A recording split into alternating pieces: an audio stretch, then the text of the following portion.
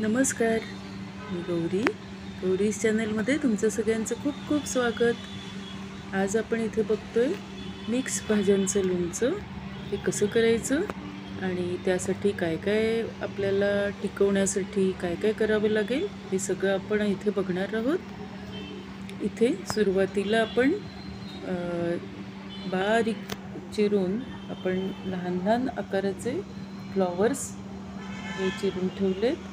इथे आपण बघतोय कोणकोणत्या भाज्या घेतल्यात त्या।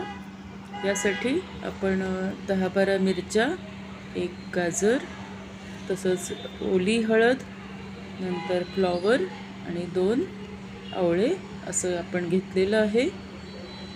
तुमच्याकडे जे अवेलेबल असेल ते तुम्ही घेतलं तरीही चालेल। इथे 1 वाटी फ्लॉवर घेतलाय। हे सगळ्या भाज्या धुवून कोरड्या केलेल्या आहेत पुसून।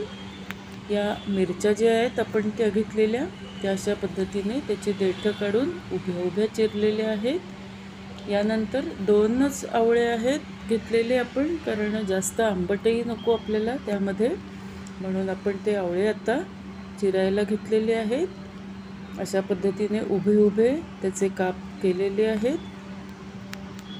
त्यातल्या बिया ज्या आहेत त्या आपण बाजूला करतो आहोत आणि बाकी सगळं आपण बारीक चिरून घेतलेलं आहे। इथे गाजर घेतलेलं आहे, त्याचं सालं काढून घेतली आहेत आणि ते अशा पद्धतीने चिरून घेतलेलं आहे। त्याचं वरचं काढून देठावरचं काढलेलं आहे आणि सगळं आपण चिरून एकत्र एका भांड्यामध्ये घेतलेलं आहे। आता त्यामध्ये आपण थोडंसं मीठ, 2 चमचे छोटे छोटे लहान 2 चमचे मीठ, त्यामध्ये 1 चमचा हळद, तसंच आपण एक तिखट घेतलं आहे 1 चमचा आणि 1 चमचा आपण याचा लोणच्याचा तयार मसाला घेतलेला आहे। तुम्ही कोणताही तुमच्याकडचा बनवून केला तरीही चालेल।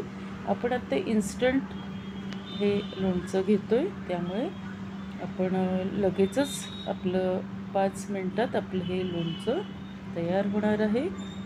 यामध्ये आपण सगळं मिक्स करून घेतलेलं आहे त्या भाज्या आणि त्यानंतर मोहरी जी इथे छानपैकी एक अर्धी वाटी तेलामध्ये तेल गरम करून त्यामध्ये मोहरी आणि या काश्मीरी 4 लाल मिरच्या घातल्यात आणि त्यानंतर गॅस बंद करून आपण ते गार करून त्यामध्ये अगदी अर्धा चमचा आपण लाल तिखट घातलेलं आहे आणि ते आपण सगळं त्याच्यात या सगळ्या भाज्या आहेत त्याच्यामध्ये घातलेलं आहे।